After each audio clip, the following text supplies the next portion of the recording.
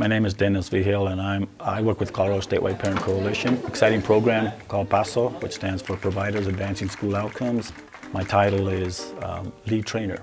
I support 2 mentors, trainers. We call them in Spanish tías, which is English for aunties. And I support them in the training that they do with informal child care providers. The term that's commonly used for informal child care providers is family, friends, and neighbor. The abbreviations are FFN. Latino children spend time being cared for.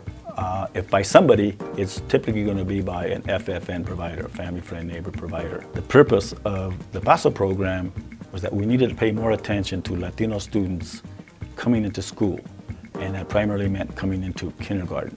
There has been a voluminous amount of research that shows many children, poverty children, Latino children, basically come to school not prepared for kindergarten.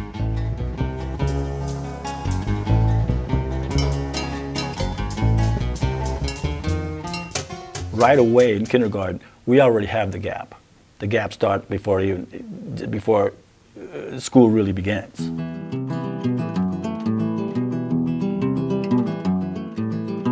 What happens is that these children have no experience or exposure to what the schools expect when they get to kindergarten. They do not have the literacy skills, they don't have the social skills, not because they couldn't, but because they haven't had the opportunity to be exposed to the kind of learning environment that our schools are now expecting. Las estadísticas que nosotros conocemos, los latinos, el 50% de los latinos abandonan la escuela, no la terminan, ¿okay? El 50%.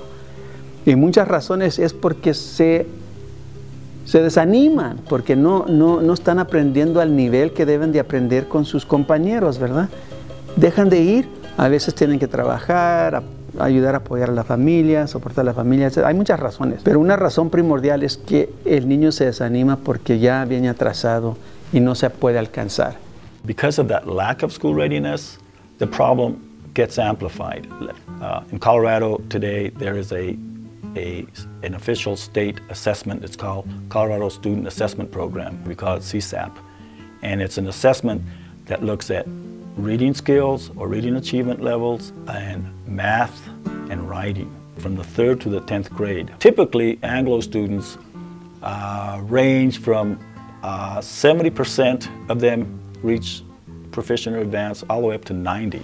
The average for Latino students is from 20 to 45. So you can see the gap is very big.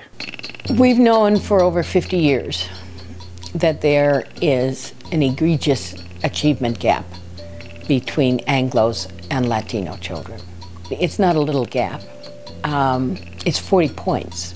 It's, I think, a misnomer to think that the problem is at the 3rd grade and we better fix the 3rd grade up. The truth of the matter is that gap begins right at birth. One set of children are receiving a lot of support, and this other set of children are not getting that. So it's not at all surprising by 3rd grade, 8 years old, this gap's been widening. When you have 70% of Latinos not receiving any education except maybe a little 4-year-old Head Start support, it's not enough.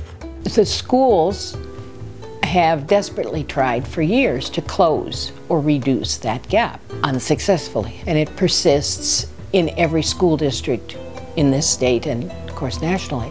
To think that we can solve the problem at kindergarten is way too late.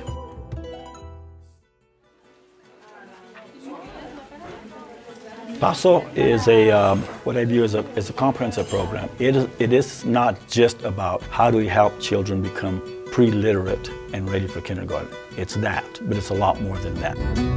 We have 30 sessions in our training program for these FFN providers. We typically meet twice a month, Saturday mornings. So we train on a variety of thematics, topics: literacy, math, communication, child development, multiple intelligences, which is a real asset-based perspective about looking at children's strengths, culture. We look at the importance of culture. We look at social-emotional. We look at social development. We look at all those. They're the first 7 sessions of the curriculum with health-related matters. So we pay attention to the health status of the child. It isn't just about the mental process, the cognitive process, the social, language, literacy process. It's about health as well. We make these sessions very dynamic, hands-on, very conversational, very interactive. So it's a 15, 16, 17-month intensive program. And at the end of the program, they're saying, I'm a teacher. And they are. We have trained approximately 90 Latino family, friend, and neighbor care child providers.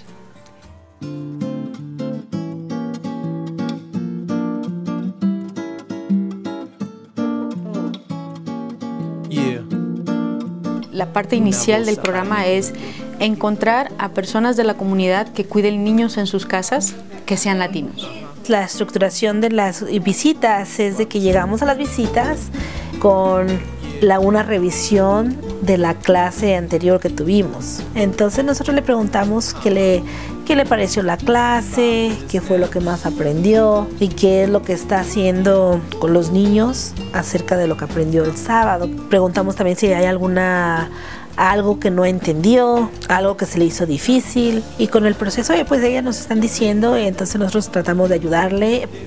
Después vamos y hacemos alguna actividad con los niños. Esto es la base de las visitas, reforzar lo que ellos aprendieron en la clase anterior y aplicarlo en el proceso que están cuidando los niños. Hacerle como, eso yo lo vi en la clase. Entonces se dan como una idea, conectan la teoría con la práctica y esto es algo muy, muy emocionante. Vamos a ver, ¿dónde está tu cuaderno, Kisha? Órale, David, para pintarlo. Mira, esta es la letra I, tenemos tu nombre, así mira, vamos a hacer aquí. Mi nombre es Eusebio Sánchez, tengo 27 años de edad, va con una de las proveedoras, mi niña de 3 años.